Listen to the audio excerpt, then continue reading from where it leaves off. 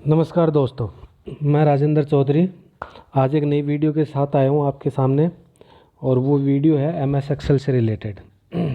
M S Excel देखो बहुत ही important topic है एक कंप्यूटर का, जिससे एग्ज़ाम में भी क्वेश्चन बहुत पूछे जाते हैं। तो एक ही वीडियो बनेगा ऐसा एम एस एक्सेल का, तो आप वीडियो लास्ट तक ज़रूर देखिएगा। और यदि आपने हमारे चैनल को सब्सक्राइब नहीं किया है, लाइक नहीं किया है, तो ज़रूर करिए और साथ में शेयर ज़रूर करिए। ठीक है बच्चों, तो अपन एम एस कंप्यूटर का एम एस एक्सेल का टॉपिक है, उससे रिलेटेड क्वेश्चन करते हैं कि कौन कौन से क्वेश्चन इससे बनते हैं एग्ज़ाम से रिलेटेड। चलिए, पहला क्वेश्चन बच्चों अपना है कि एम एस एक्सेल 2010 में बाय डिफ़ॉल्ट कितनी सीट होती हैं। देखो एक्सेल में क्या होता है कि सीट होती हैं, जैसे अपने नोटबुक में जैसे पेज होते हैं, उसी तरीके से अपन अगर सिंपल भाषा में देखें तो ये कह सकते हैं कि एक्सेल के पेज कितने होते हैं, मतलब कि बाय डिफ़ॉल्ट कितनी सीट आएंगी आपके सामने। यदि आपके पास एक सीट है, दो सीट है, तीन सीट है या चार सीट है, जितनी भी सीट है उससे ज़्यादा अगर आपको सीट चाहिए तो आप नई सीट मतलब क्रिएट कर सकते हो। लेकिन बाय डिफ़ॉल्ट के बारे में पूछा गया है, तो इसमें देखो बच्चों आपके सामने चार ऑप्शन है। पहला ऑप्शन है ए एक, दूसरा ऑप्शन है तीन, तीसरा ऑप्शन है चार, या इनमें से कोई नहीं। तो देखो बच्चों बाय डिफ़ॉल्ट इसमें आपके सामने कितनी सीट आती हैं, तीन सीट आती हैं। जो एम एस एक्सेल में सबसे पहले स्टार्टिंग करते हैं उसमें आपके तीन सीट मिलेगी। यदि आपको चौथी सीट की ज़रूरत है तो आप क्रिएट कर सकते हो, ऐसा कुछ भी नहीं है कि तीन ही होती हैं। ठीक है बच्चों, चलिए नेक्स्ट अपन क्वेश्चन की बात करें तो एक्सेल में बनने वाली सीट को निम्न में से क्या कहा जाता है।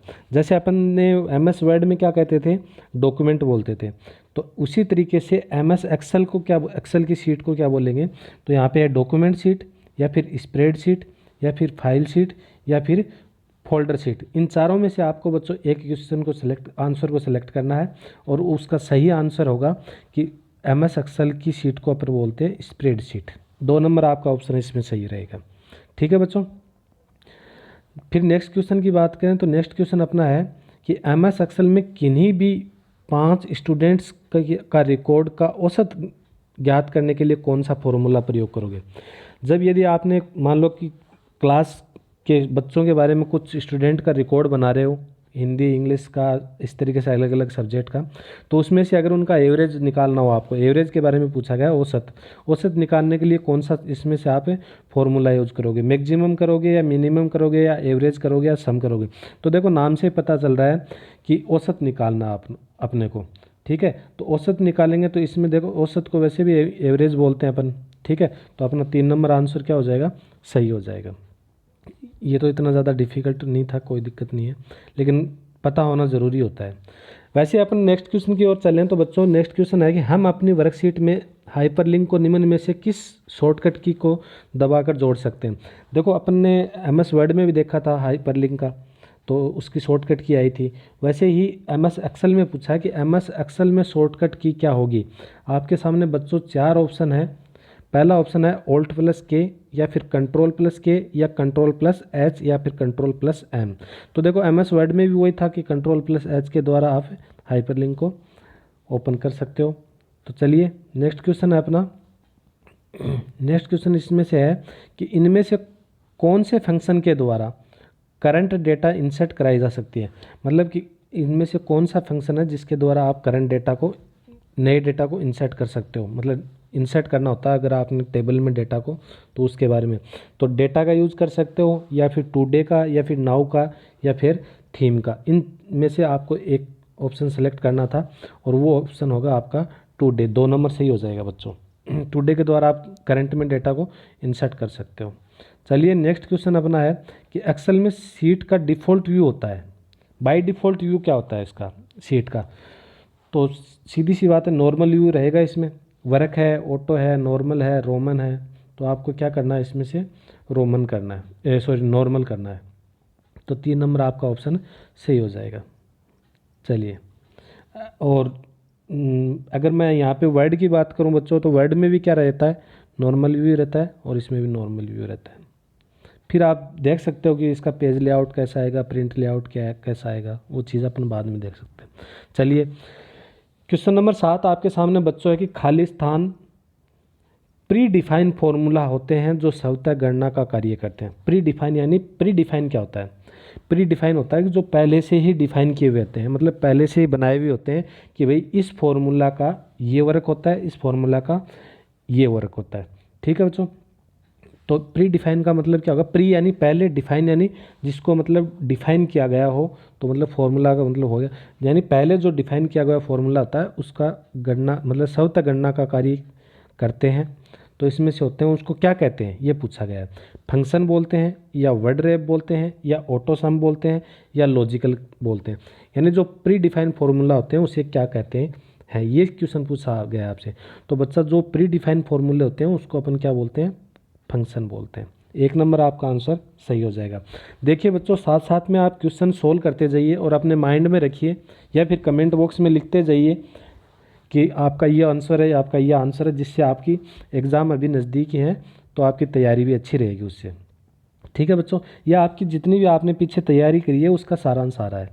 चलिए नेक्स्ट क्वेश्चन अपना है कि MS एक्सेल में जो की संशोधन के काम में आती है वह होती है। मतलब ये पूछा गया है कि MS एक्सेल में मतलब अपन कोई भी परिवर्तन करना चाहते हैं, ऐसी कौन सी की है जिसकी सहायता से अपन, या फंक्शन की है जिसकी सहायता से अपन उसमें परिवर्तन कर सकते हैं या करेक्शन कर सकते हैं। शॉर्टकट की पूछी गई है। F1 है, F2 है, F3 है, या F4 है। तो बच्चों यहाँ पे F2 है। क्या है? F2 है। उसकी सहायता से अपन कोई भी करेक्शन करना होता है वो कर सकते हैं। तो अपना आंसर हो जाएगा B। चलिए नेक्स्ट क्वेश्चन अपना है कि निम्न में कौन सी एक्सेल की टर्म नहीं है? ये पूछा गया है कि इसमें से मतलब MS एक्सेल में कौन कौन सी चीज़ें नहीं है, ये पूछा गया है। सेल, देखो बच्चों सेल होती है। सेल किसे कहते हैं? रो और कॉलम का जो समूह होता है, जो ये रो है, ठीक है, ये रो होती हैं इस तरीके की, और ये जो ऊपर से आती हैं ये क्या आते हैं? कॉलम। ये जो रो और कॉलम है, यहाँ पे देखो ये आयताकार आकृति बन रही है ना, मतलब इस तरीके की जो आयता आकृति बनती है उसे अपन क्या कहते हैं? सेल कहते हैं। इस चीज़ को याद रखना। और रो हो गई इस तरीके वाली, ये रो हो गई, और कॉलम ये हो गए, मतलब ये तीनों होते हैं। सेल भी होता है, रो भी होती है, कॉलम भी होते हैं। लेकिन इसमें डॉक्यूमेंट नहीं होता है, क्योंकि डॉक्यूमेंट किस में रहता है बच्चों? MS वर्ड में डॉक्यूमेंट रहता है। तो इसमें से आपसे पूछा गया है कि एक्सेल की टर्म नहीं है, तो नहीं, तो आपका D आंसर क्या हो जाएगा? सही हो जाएगा। चलिए नेक्स्ट क्वेश्चन की ओर बात करें यदि अपन, तो नेक्स्ट क्वेश्चन है कि पहले वाली वर्कशीट पर जाने के लिए हम खाली स्थान का प्रयोग करते हैं। आपने अभी अपना क्वेश्चन आया था कि बाय डिफ़ॉल्ट एक्सेल के अंदर कितनी वर्कशीट होती हैं, तो अपन ने देखा था 3। तो यदि आप 3rd नंबर वर्कशीट पे हो, तो यदि आपको पहले वाली वर्कशीट पे जाना हो तो आपको कौन सी शॉर्टकट की दबानी होगी? तो यहाँ पे बच्चों 4 ऑप्शन आपके सामने, alt plus page up, control plus page up, control plus page down, और शिफ्ट प्लस टैब। इन चारों में से आपको एक सेलेक्ट करनी है कि कौन सा इसका सही आंसर होगा। तो बच्चों यहाँ पे क्या होगा? कंट्रोल प्लस पेज अप, जो B नंबर आंसर है वो सही होगा। Control plus page up. देखो कंट्रोल के साथ में जो पेज अप है, पेज अप का मतलब ऊपरी ऊपर, मतलब सबसे पहले वाली सीट पे जाने के लिए तो कंट्रोल प्लस पेज अप करोगे, और सबसे लास्ट में जाने के लिए कंट्रोल प्लस पेज डाउन करोगे। इस चीज़ को याद रखना, ठीक है बच्चों। तो इसका आंसर अपना हो गया, B नंबर आंसर सही हो जाएगा। चलिए नेक्स्ट क्वेश्चन की यदि अपन बात करें, तो अपना नेक्स्ट क्वेश्चन है कि फॉर्मूला में शुरू से अंत के सेल एड्रेस के द्वारा एडजस्टेड रेंज निर्दिष्ट होती है और इसे खाली स्थान द्वारा पृथक करते हैं। मतलब कि फॉर्मूला में जो शुरू से अंत के जो सेल होते हैं, सेल का जो एड्रेस होता है उसके द्वारा जो एडजस्ट रेंज की निर्दिष्ट होती है उसे अपन किसके द्वारा पृथक करेंगे? सेमीकोलन के द्वारा, कोमा के द्वारा, फुल स्टॉप के द्वारा, या फिर कोलोन के द्वारा। इन चारों में से बच्चों आपको एक सिलेक्ट करना है। देखो ये चीज़ पूछ रहा है, जैसे आपने फॉर्मूला लगाया कि सम, ठीक है, कोष्टक स्टार्ट किया कि मुझे A1 से लेके और कहाँ तक C5 ले लो, यहाँ तक का मुझे टोटल करना है। तो ये इसकी बात कर रहा है। सेल एड्रेस के द्वारा जो एडजस्ट रेंज होती है, ये जो रेंज दी है अपने, इसको मतलब आप डॉट डॉट लगाएं, ठीक है। इसके बारे में पूछ रहा है, आप कोमा लगाते हो या सेमीकोलन लगाते हो, क्या लगाते हो? तो ये इसको अपन डॉट डॉट लगाते हैं, इसको क्या बोलते हैं, कोलन बोलते हैं। ठीक है बच्चों, चलिए थैंक यू। चलिए अगला क्वेश्चन है अपना, डेटा और सूचनाओं को समझने में आसान व आकर्षित तरीके में विजुअल रूप में रिप्रेजेंट करता है। डेटा और सूचनाओं को समझने में आसान और आकर्षित तरीके में विजुअल रूप में रिप्रेजेंट करता है। कौन करता है? चार्ट करता है, टेबल करता है, सेमीकोलन करता है या कोलन करता है। इन चारों में से बच्चों आपको एक सेलेक्ट करना था जो अपना चार्ट होता है। डेटा और सूचनाओं को समझने के लिए जैसे चार्ट बनाते हैं कि भाई जनसंख्या का ले लो कि 2010 में ये जनसंख्या थी, 2011 में ये थी, 2012 में ये थी। तो ये चार्ट के द्वारा बताया जाएगा कि इस तरीके से ये चार्ट बनता ना, उस चार्ट के द्वारा बना देता है। या फिर आप उसी चार्ट में इस तरीके की मतलब ये चार्ट बनाना चाहते हो इस तरीके टेबल के थ्रू, ऐसी टेबल इसकी जनसंख्या इतनी घट गई, इतनी बढ़ गई, वो चीज़ पूछ रहा है। तो आकर्षित बनाने के लिए किसका यूज़ करेंगे अपन? चार्ट का यूज़ करेंगे। तो अपना आंसर ए नंबर का आंसर क्या हो जाएगा? सही हो जाएगा। चलिए बच्चों नेक्स्ट क्वेश्चन की ओर यदि अपन चलें तो अपना नेक्स्ट क्वेश्चन है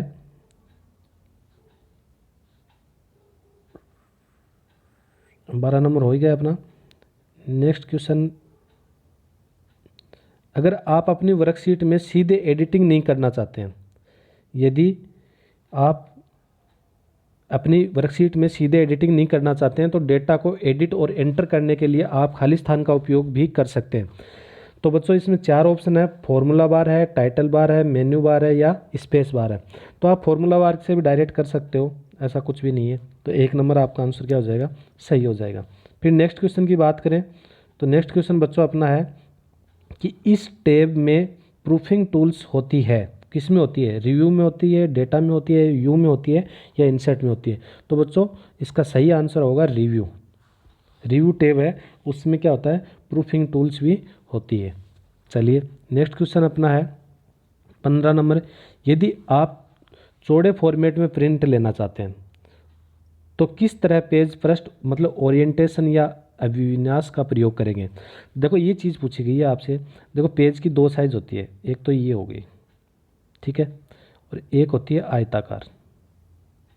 ये अपन ने वर्ड में भी देखा था, पिछली वीडियो में देखा था। तो इसके बारे में ये पूछ रहा है कि चौड़े फॉर्मेट में लेना है, तो ये चौड़ा फॉर्मेट इसकी बात कर रहा है। इसकी में अगर प्रिंट करना है तो अपन किसका यूज़ करेंगे? पोर्ट्रेट का करोगे, लैंडस्केप का करोगे, क्षैतिज का करोगे या ऊर्ध्वाधर का करोगे? ये चीज़ पूछी गई। तो बच्चों इसको अपन क्या कहते हैं? लैंडस्केप। ठीक है, तो अपना आंसर क्या हो जाएगा? 1 नंबर सही हो जाएगा।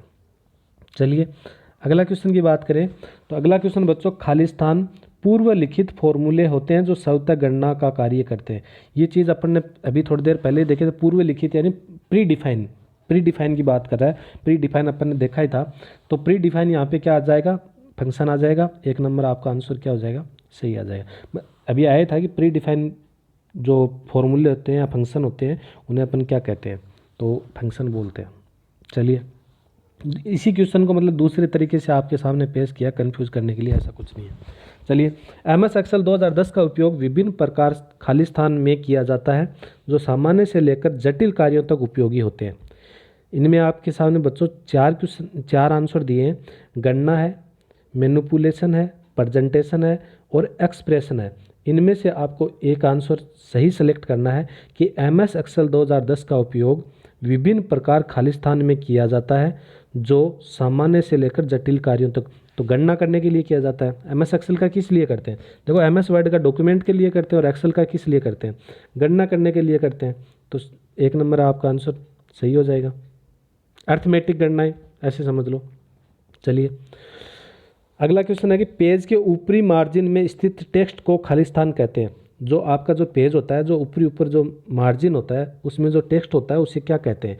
आपके सामने बच्चों 4 ऑप्शन है। 4 ऑप्शन में फुटर है, कॉलम है, हेडर है या पैराग्राफ है। तो इसमें सही आंसर आपका होगा हेडर। देखो पेज के स्टार्टिंग में हेडिंग देने के लिए किसका यूज करते हैं?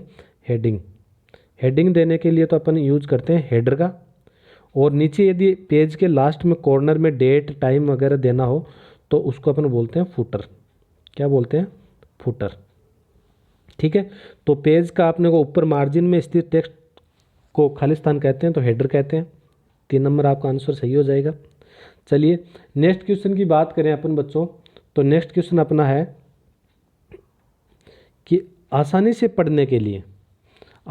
पढ़ने के लिए खाली स्थान का उपयोग कर सूचनाओं को हॉरिजेंटल रो और वर्टिकल कॉलम में व्यवस्थित किया जा सकता है। किसी भी चीज़ को आसानी से पढ़ने के लिए खाली स्थान का उपयोग कर सूचना और हॉरिजेंटल रो और वर्टिकल कॉलम में व्यवस्थित किया जा सकता है। इसमें आपके सामने 4 ऑप्शन है, सेल है, सीट है, बॉक्स है और टेबल है। तो बच्चों जो भी आसानी से पढ़ने के लिए क्या करेंगे अपन, टेबल का उपयोग करके सूचनाओं को हॉरिजॉन्टल और वर्टिकल कॉलम में व्यवस्थित किया जा सकता है। तो इसमें से आपका सही आंसर डी नंबर पे है, टेबल। हाँ, तो डी नंबर वाला आपका आंसर क्या हो जाएगा बच्चों, सही हो जाएगा। चलिए नेक्स्ट क्वेश्चन की बात करें, तो नेक्स्ट क्वेश्चन है कि एक्सेल फॉर्मूला सेल के एड्रेस एंड ए एंड 4 का प्रतिनिधित्व करता है। तो रिलेटिव सेल रेफरेंस करता है, या मिक्स्ड सेल रेफरेंस करता है, या एब्सोल्यूट सेल रेफरेंस करता है, या उपयुक्त सभी करता है। इन चारों में से बच्चों आपको एक सिलेक्ट करना था। तो जो एब्सोल्यूट सेल रेफरेंस है वो इसका प्रतिनिधित्व करता है, एड्रेस का, सेल एड्रेस का। ठीक है, सेल अभी बात करी थी, रो और कॉलम का जो समूह होता है उसका सेल बोलते हैं, और सेल की जो लोकेशन होती है, ठीक है, सेल की जो लोकेशन होती है उसको क्या बोलते हैं, एड्रेस, सेल एड्रेस। चलिए नेक्स्ट क्वेश्चन बच्चों अपना है कि खालिस्तान एक ऐसा नियम है जो वैल्यू के पूर्वानुमान में मदद करता है। कौन सा है, फाइंड आएगा, रिप्लेस आएगा, या गोल सीक आएगा, या गो टू आएगा। तो बच्चों यहाँ पे जो गोल सीक है, गोल सीक एक ऐसा नियम है या रूल है जो वैल्यू के पूर्वानुमान में मदद करता है। ठीक है, मतलब पहले से ही आइडिया लगा लेता है कि हाँ ये इससे रिलेटेड ये शब्द लिख सकते हो आप, अगर वो है तो सीधा आप स्पेस मारोगे तो वो नाम आ जाएगा। जैसे अपन गूगल में सर्च करते हैं तो 2-3 अक्षर लिखते ही आगे के वर्ड नीचे आ जाते हैं, तो उससे अपन सिलेक्ट कर सकते हैं, वही सिस्टम इसमें होता है। चलिए तो इसका आंसर हो जाएगा गोल सिक। क्या होगा बच्चों, गोल सिक, सी आंसर हो जाएगा। चलिए आगे चलते हैं अपन। इसमें से कौन से करैक्टर का प्रयोग फोल्डर या फाइल नामित करते समय नहीं किया जा सकता। यदि आप एक्सेल में किसी भी फाइल का नाम सेव कर रहे हो या किसी फोल्डर को सेव कर रहे हो, तो इसमें से कौन से मतलब ये जो चिन्ह है इनका प्रयोग नहीं कर सकते हो फाइल सेव करते समय। तो लेस देन, ग्रेटर देन, या फिर कोलोन, या फिर लेस देन, ये सॉरी स्लैश, या फिर उपयुक्त सभी। इन चारों में से आप किसी का भी यूज़ नहीं कर सकते बच्चों, तीनों में से किसी का यूज़ नहीं कर सकते। तो आपका सही आंसर होगा उपयुक्त सभी। मतलब जो स्पेशल कैरेक्टर होते हैं वो अपन जब भी फाइल को सेव करते हैं उसमें यूज़ नहीं कर सकते हैं। चलिए ये तो बेसिक सी चीज़ थी, आपको वैसे भी ऑलरेडी पता होगा, कंप्यूटर की यदि थोड़ी बहुत जानकारी होगी ना। चलिए MS एक्सेल का ऐसा कौन सा फीचर है जो श्रृंखला को तार्किक रूप से यानी लॉजिकल तरीके से दोहराने और बढ़ाने को आसान बनाता है। MS एक्सेल का ऐसा कौन सा फीचर है जो लॉजिकल तरीके से दोहराता और बढ़ाने में आसान बनता है। तो ऑटो फिल, ऑटो करेक्ट, ए और बी दोनों, या फिर उपयुक्त सभी। इसमें आपको देखो ऑटो करेक्ट होता है बच्चों, क्या होता है ऑटो करेक्ट, वो क्या करता है लॉजिकल तरीके से दोहराने और बढ़ाने में क्या करता है, आसानी प्रदान करता है ऑटो करेक्ट। चलिए तो आपका ऑप्शन बी नंबर का सही हो जाएगा। चलिए नेक्स्ट क्वेश्चन की बात करें तो बच्चों, तो अपना नेक्स्ट क्वेश्चन है कि एक दस्तावेज के सभी सामग्री को चयनित करने के लिए हम प्रयोग करते हैं। मतलब जो भी आपने डॉक्यूमेंट या वर्कशीट की बात करें, यहाँ पे अपन वर्कशीट में जो भी लिखा है उस सब को ऑल सेलेक्ट करना है, ये चीज़ पूछना चाह रहा है। हिंदी में अगर आपके समझ में नहीं आया तो ये बोल रहा है कि ऑल सेलेक्ट करने के लिए शॉर्टकट की कौन सी है पूरे दस्तावेज में से, control A, control B, control C, या फिर कंट्रोल एक्स। तो बच्चों जो कंट्रोल ए है, कंट्रोल ए की सहायता से अपन सभी को सिलेक्ट या ऑल सेलेक्ट कर सकते हैं, तो अपना आंसर ए हो जाएगा। चलिए नेक्स्ट क्वेश्चन की बात करें अपन बच्चों, तो अपना नेक्स्ट क्वेश्चन है कि MS एक्सेल 2010 में टेम्पलेट फाइल का एक्सटेंशन होता है। एक्सटेंशन नाम क्या होता है? जब भी अपन किसी फाइल को सेव करते हैं तो उसका जो एक्सटेंशन नाम होता है उसको वो पूछ रहा है। या आपको ये भी पूछ सकता है कि MS एक्सेल का एक्सटेंशन नेम क्या होता है। इसमें से भी आपको ऑप्शन मिल सकते हैं। तो देखो .docx है, .yltx है, .xltx है या फिर .zltx है। इन चारों में से आपको एक ऑप्शन सेलेक्ट करना था और वो ऑप्शन क्या पूछा गया है कि MS एक्सेल 2010 की फाइल का जो एक्सटेंशन नाम होता है वो क्या होता है। तो बच्चों यहाँ पे जो .docx है जो 1 नंबर पे है वो आपका सही आंसर होगा। ये चीज़ आप अच्छे से देख लेना, आपको एक्सटेंशन से संबंधित क्वेश्चन पूछ सकता है एग्जामिनर। तो जो एक्सेल 2010 है उसका एक्सटेंशन होता है .docx। चलिए नेक्स्ट क्वेश्चन बच्चों अपना है कि MS एक्सेल को किस नाम से जाना जाता है। जैसे MS वर्ड को किस नाम से जाना जाता था? डॉक्यूमेंट के नाम से या दस्तावेज के नाम से। उसी तरीके से आपसे पूछा गया है कि MS एक्सेल को किस नाम से जाना जाता है। आपके सामने 4 ऑप्शन है बच्चों कि वर्ड प्रोसेसिंग प्रोग्राम या फिर प्रेजेंटेशन या फिर स्प्रेडशीट प्रोग्राम या इनमें से कोई नहीं। तो बच्चों जो MS एक्सेल होता है उसको स्प्रेडशीट प्रोग्राम के नाम से जाना जाता है। तो आपका आंसर होगा सी यहाँ पे। देखो वर्ड प्रोसेसिंग तो MS वर्ड में होती है, प्रेजेंटेशन अपन किस में बनाते हैं? पावर पॉइंट में बनाते हैं। आगे अपन देखेंगे अगली वीडियो में पावर पॉइंट, तो उसमें पावर पॉइंट में अपन प्रेजेंटेशन वगैरह बनाते हैं। स्प्रेडशीट है वो एक्सेल में काम में आती है। इनमें से कोई नहीं है, इसमें हो ही नहीं सकता। चलिए नेक्स्ट क्वेश्चन अपना बच्चों है किसी वर्कशीट के प्रथम सेल का सेल एड्रेस क्या होता है। ये चीज़ पूछा गया है आपसे। किसी वर्कशीट का जो सेल होता है, प्रथम सेल, मतलब मैं आपको ये थोड़ा डीपली बताता हूँ यहाँ पे कि ये होते हैं सेल, ऐसे ऐसे ऐसे ऐसे, ये लो, ये ऐसे समझो इसको, है ना, कि ये यहाँ पे तो क्या होता है 1 2 3 4 या फिर ABC इस तरीके से, ठीक है। यहाँ पे ये पूछ रहा है कि ये तो रो है, रो में कौन सी आपकी, जैसे ले लिया ए नंबर आपकी रो है। कॉलम कौन सा है? ये वाला कॉलम हो गया। तो मतलब ऊपर से आ रहे हैं तो 1 नंबर वाला, तो ये 1 हो गया। इसी तरीके से इस कॉलम की बात करें तो इसका क्या होगा? इसका हो जाएगा C3, ठीक है बच्चों। तो ये चीज़ पूछना चाह रहा है कि ये जो सेल है, मतलब रो और कॉलम का जो समूह है यहाँ पे है ये, ठीक है। तो इसका एड्रेस भी पूछ सकता है, इसका भी पूछ सकता है आपसे। तो ये चीज़ पूछना चाह रहा है कि पहला जो सेल जब बाय डिफ़ॉल्ट खुलता है तो वो कॉर्नर पे रहता है यहाँ पे, ठीक है। यहाँ पे कॉर्नर पे रहता है, तो उसका एड्रेस पूछ रहा है कि उसका एड्रेस क्या होगा। तो इसके सामने आपके सामने 4 ऑप्शन है, A16384 या AB1 या फिर A1 या फिर B1। तो यहाँ पे जो पहला एड्रेस है बच्चों आपका A1 रहेगा, ठीक है। इसको थोड़ा देख लेना अच्छे से। चलिए नेक्स्ट क्वेश्चन है कि किसी वर्कशीट का अंतिम सेल एड्रेस होता है। ये देखो पहले आपसे स्टार्टिंग पूछ लिया, अब आपसे पूछ लिया लास्ट का। तो लास्ट का क्या रहेगा? यहाँ पे देखो 4 ऑप्शन है, N65536, A256, N256, A12636। ये देखो बहुत ही कंफ्यूज करने वाला क्वेश्चन है आपको, कि आप ये भी कहोगे कि भाई सर इतने रो होती हैं, इतने कॉलम्स होते हैं, 65,536 भी सुना हुआ है, 256 भी सुना हुआ है। तो अब इसमें A होगा, N होगा, A1 होगा, इस तरीके से बहुत ही कन्फ्यूजिंग क्वेश्चन है इसी। तो इसको आपको बहुत ही अच्छे तरीके से देखना है कि जो अंतिम होता है वो क्या होता है, N65536। ये जो A नंबर का फर्स्ट नंबर है वही आपका आंसर सही हो जाएगा। और पहले नंबर का आपको बता दिया कि A1 स्टार्टिंग वाला होता है। चलिए अगला क्वेश्चन है कि निम्न में से कौन सी ग्राफिकल फाइल नहीं है। आपसे पूछ रहा है कि कौन सी फाइल ग्राफिकल नहीं है।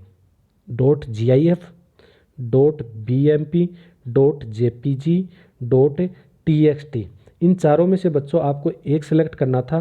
तो देखो जो ग्राफिक्स मतलब इमेज वाली पिक्चर कौन सी नहीं है इसमें, ये आपको पूछ रहा है। तो देखो व्हाट्सएप वगैरह चलाते हो तो उसमें आप GIF तो देखते हो, ये एक नॉर्मल सा छोटा सा वीडियो सा चलता है, उसमें ग्राफिक्स होती है। BMP उसमें भी पिक्चर होती है। जब भी अपन कोई फ़ोटो होती है उसको सेव करते हैं .BMP में, .JPEG में भी करते हैं। यहाँ पे .JPEG भी आ सकता था आपके सामने, लेकिन .TXT है वो क्या है, आपकी टेक्स्ट फाइल है, कोई पिक्चर फाइल नहीं है। तो यहाँ पे आपको 4 नंबर आंसर है, वो आपका आंसर सही हो जाएगा। मतलब कि .TXT है वो क्या है, पिक्चर फाइल नहीं है, वो क्या है, टेक्स्ट फाइल है। चलिए बच्चों नेक्स्ट क्वेश्चन की बात करें तो नेक्स्ट क्वेश्चन अपना है कि एक्सेल में वर्कशीट के समूह को क्या कहा जाता है। यानी कि एक्सेल में जो वर्कशीट होती है उसके समूह को क्या कहा जाता है, ये चीज़ पूछा रहा है। या तो उसको एक्सेल शीट बोलते हैं, या वर्कशीट बोलते हैं, या एक्सेल वर्कशीट बोलते हैं, या फिर वर्कबुक बोलते हैं। तो इसमें से क्या बोलोगे आप? एक्सेल की जो वर्कशीट होती है उसे अपन वर्कबुक बोलते हैं। जो 4 नंबर है आपका वो आपका सही आंसर हो जाएगा। चलिए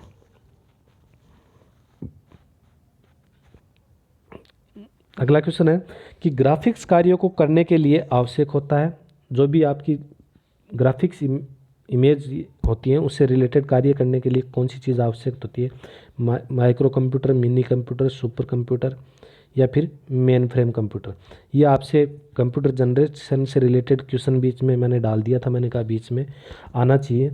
तो बच्चों जो मिनी कंप्यूटर होता है उसमें ग्राफिक्स कार्यों को करने के लिए मिनी कंप्यूटर की आवश्यकता पड़ती है।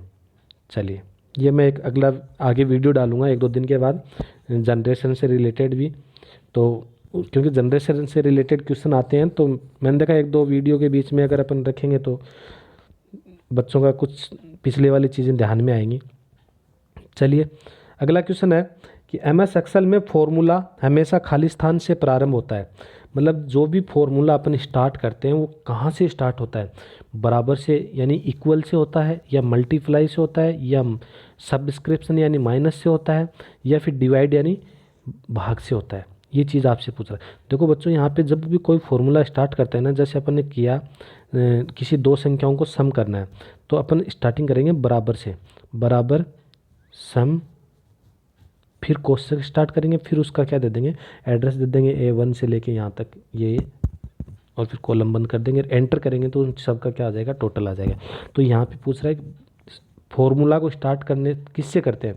तो इक्वल यानी बराबर के निशान से अपन क्या करेंगे, फॉर्मूला को स्टार्ट करते हैं। तो आपका आंसर सही हो जाएगा 1 नंबर वाला। ठीक है चलिए नेक्स्ट क्वेश्चन अपना बच्चों है कि निम्न में से स्प्रेडशीट का प्रकार है। स्प्रेडशीट का प्रकार पूछ रहा है, किसका मतलब किस में काम में आती है स्प्रेडशीट? लोटस, MS एक्सेल, या फिर सॉफ्ट कैल्क, या उपयुक्त सभी? ये चीज़ पूछ रहा है। तो जो उपयुक्त सभी हैं ये आपका सही इसका आंसर हो जाएगा। लोटस वगैरह में भी है, MS एक्सेल में, सब में स्प्रेडशीट का काम होता है। तो आपका D हो जाएगा। ये तो नॉर्मल सा क्वेश्चन था। चलिए अगला क्वेश्चन बच्चों है कि एक्सेल में सेल का प्रारूप बदलने का कार्य होता है। एक्सेल में जो सेल होती है अपनी रो और कॉलम का जो समूह होता है उसका प्रारूप बदलने का कार्य होता है फॉर्मेट मेन्यू से, या फिर डेटा मेन्यू से, टूल मेन्यू से, या इंसर्ट मेन्यू से। देखो बच्चों यदि आपकी क्वेश्चन समझ में नहीं आया हो तो क्वेश्चन सीधा सा है कि जो एक्सेल की जो सेल होती है, ठीक है, और उस सेल में यदि अपन कुछ चेंजेज कर रहे हैं, सेल में कुछ चेंजेज कर रहे हैं तो वो हमें कहाँ दिखाई देंगे, ये पूछना चाह रहा है। कौन सी मेन्यू बार में दिखाई देगा, ये चीज़ पूछना चाह रहा है। तो आपके सामने 4 ऑप्शन है, format menu, data menu, tool menu, या फिर इंसर्ट मेन्यू। तो बच्चों इसका सही आंसर होगा वो क्या होगा, फॉर्मेट मेन्यू इसका सही आंसर हो जाएगा। यदि आप किसी भी सेल में कोई भी परिवर्तन कर रहे हो, कुछ डिलीट कर रहे हो या कुछ ऐड कर रहे हो तो वो चीज़ आपको फॉर्मूला मेन्यू बार में दिखाई देगी। ठीक है बच्चों नेक्स्ट क्वेश्चन अपना है कि माइक्रोसॉफ्ट एक्सेल है, ये चीज़ क्वेश्चन रिपीट हो गया है बच्चों, स्प्रेडशीट है, साधारण पेपर है, या वर्कशीट है, या इनमें से कोई नहीं। इन चारों में से बच्चों आपको एक सेलेक्ट करना था। तो जो माइक्रोसॉफ्ट एक्सेल है वो क्या है, स्प्रेडशीट है। ठीक है चलिए नेक्स्ट क्वेश्चन की ओर चले अपन। तो नेक्स्ट क्वेश्चन बच्चों अपना है कि एक्सेल में डेटा को निश्चित क्रम में सॉर्ट किया जाता है। एक्सेल में जो डेटा होता है वो निश्चित क्रम में सॉर्ट किया जाता है, डेटा मेन्यू से, या फिर टूल मेन्यू से, एडिट मेन्यू से, या फाइल मेन्यू से। देखो बच्चों ये क्वेश्चन नहीं समझ में आ रहा तो ये कहना चाह रहा है कि एक क्रम में यदि किसी डेटा को अगर अपने को रखना है तो अपन किस मेन्यू में जाके उसको रख सकते हैं। डेटा मेन्यू के द्वारा, टूल मेन्यू के द्वारा, एडिट मेन्यू के द्वारा या फिर फाइल मेन्यू के द्वारा। तो जो एडिट मेन्यू है उसके द्वारा अपन क्या कर सकते हैं, असेंडिंग ऑर्डर, असेंडिंग ऑर्डर ऐसे कुछ सेट करना चाहते हैं तो कर सकते हैं। चलिए नेक्स्ट क्वेश्चन अपना है कि किसी पंक्ति तथा कॉलम के प्रतिच्छेदन को कहते हैं। किसी पंक्ति तथा कॉलम के प्रतिच्छेदन को क्या कहते हैं? ठीक है, वर्कशीट कहते हैं, सेल एड्रेस कहते हैं, सेल कहते हैं, या इनमें से कोई नहीं। ये चीज़ देखो अब आई नहीं थी, मैंने ऑलरेडी पहले आपको बता दिया था कि कोई भी पंक्ति है यानी रो है या फिर कॉलम है, रो या कॉलम का जो प्रतिच्छेदन मतलब जहाँ काटता है, जैसे देखो ये रो है, ये अभी तक नहीं काटा, ठीक है, और ये देखो ये काट रहा ना ये, या इसको ऐसे समझो, ऐसे नहीं समझ में आएगा आपके। ये लिया, 3 रो, 2 रो ले लिए अपने, पहली ये होगी। अब यदि देखो, अब मैं जो गौर करना, सेल किसे कहेंगे अपन, इसको सेल कहेंगे, इसको यहाँ तक काटाना, अभी तक ये सेल हो गया, जो आयताकार बन रहा है ना ये आपका क्या सेल हो गया। इसका एड्रेस, अभी अपने एड्रेस की बात करी थी। फिर यदि और नीचे आ जाता है ये, तो ये 2 सेल हो गए। उसी तरीके से ये आगे, इसी तरीके से सीट क्या होती है, बड़ी होती है। तो यानी रो और कॉलम को जहाँ पे ये काटता है उसे क्या कहते हैं, सेल कहते हैं। या आपसे ये पूछ सकता है एग्जामिनर कि सेल किसे कहते हैं, रो और कॉलम के समूह को क्या कहते हैं, सेल कहते हैं। ठीक है बच्चों, यदि आपने हमारे चैनल को अभी तक सब्सक्राइब नहीं किया है तो सब्सक्राइब ज़रूर करिए, और साथ में जो बेल आइकन है पास में उसको ज़रूर दबाइए, क्योंकि जो भी वीडियो, लेटेस्ट वीडियो आएगा उसका नोटिफिकेशन आपके सामने आ जाएगा। चलिए बच्चों, नेक्स्ट क्वेश्चन अपना है कि एक्सेल एप्लीकेशन विंडो में सबसे ऊपर होता है, एक्सेल एप्लीकेशन विंडो में सबसे ऊपर होता है यानी टाइटल बार। ये पूछना चाह रहा है आपसे कि एमएस एक्सेल की जो एप्लीकेशन विंडो होती है उसमें सबसे ऊपर कौन सी बार होती है, टाइटल बार होती है, मेन्यू बार होती है, या फॉर्मेटिंग बार होती है, या इनमें से कोई नहीं। ये चीज़ पूछ रहा है। जो एप्लीकेशन विंडो और डॉक्यूमेंट विंडो की अपन ने बात करी थी कि जो एमएस एक्सेल को जैसे स्टार्ट कर लिया तो उसके सबसे ऊपरी ऊपर कौन सी बार आएगी, ये चीज़ पूछना चाह रहा है आपसे।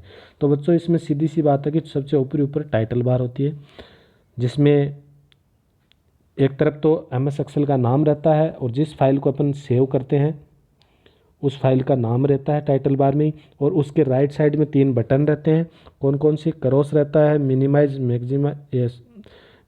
मैक्सिमाइज, ये 3 बटन रहते हैं। इसको अपन रिस्टोर भी बोल सकते हैं, मैक्सिमाइज, रिस्टोर। ठीक है, तो वो सबसे ऊपरी ऊपर एप्लीकेशन विंडो के टाइटल बार होता है। उसके बाद मेन्यू बार, इस तरीके के आते रहते हैं। चलिए अपना सेकंड लास्ट क्वेश्चन है बच्चों कि वर्कशीट की एक सेल में अधिकतम कितने कैरेक्टर रख सकते हैं। बहुत ही इंपॉर्टेंट क्वेश्चन है। देखो इसमें मैं ज़्यादातर ये मानता हूँ कि इसमें जो आपसे सेल का बारे में पूछा गया है, सेल के एड्रेस के बारे में पूछा गया है, और या फिर अपन अधिकतम कितने सेल के अंदर कितने कैरेक्टर रख सकते हैं, ये चीज़ें है ना, आप थोड़ा गौर करिएगा, अलग से लिख लीजिएगा। सेल के बारे में तो एमएस एक्सेल में सब कुछ सेल पे ही डिपेंड है, तो सेल से रिलेटेड बहुत से 4-5 क्वेश्चन बने, उन 4-5 क्वेश्चनों को आप अच्छे से देखें। तो बच्चों ये पूछ रहा है कि वर्कशीट में सेल के अंतर्गत अधिकतम कितने कैरेक्टर आप मतलब कितने कैरेक्टर लिख सकते हो, या कितने टाइप कर सकते हो, या कितने रख सकते हो। तो आपके सामने 4 ऑप्शन है बच्चों। पहला है 254, दूसरा है 255, तीसरा है 256 और चौथा है 257। तो जो सेल होता है उसमें अधिकतम अपन 256 कैरेक्टर लिख सकते हैं या टाइप कर सकते हैं। इस चीज़ को आप ध्यान रखना, एक सेल की अधिकतम कैपेसिटी है 256 कैरेक्टर। ठीक है बच्चों, तो चलिए लास्ट क्वेश्चन अपना इस एमएस एक्सेल टॉपिक का कि शीघ्रता से फॉर्मेटिंग करने के लिए किसका उपयोग किया जाता है, ये पूछा गया है। अगर आपको तीव्र गति से कोई फॉर्मेटिंग करनी है तो आप किसके द्वारा करोगे, सीधी सी बात है फॉर्मेटिंग टूल बार के द्वारा आप करोगे। तो 4 ऑप्शन हैं वैसे, जैसे फॉर्मेटिंग टूल बार सबसे ऊपरी ऊपर है, फिर दूसरा आपको ऑटो फॉर्मेटिंग दे रखा है, तीसरा फॉर्मेट मेन्यू दे रखा है या इनमें से कोई नहीं। तो जो फॉर्मेटिंग टूल बार है उसके द्वारा आप तीव्र गति से कोई भी चेंजेस करना हो वो फॉर्मेटिंग या चेंजेस कर सकते हो। तो बच्चों ये था हमारा वीडियो MS एक्सेल से रिलेटेड। आपको मेरे ख्याल से बहुत ही अच्छा लगा होगा। आप ज़रूर कमेंट बॉक्स में बताइए वीडियो कैसा लगा, और वीडियो को लाइक नहीं किया अभी तक तो लाइक ज़रूर कर दीजिए। ठीक है, थैंक यू, धन्यवाद।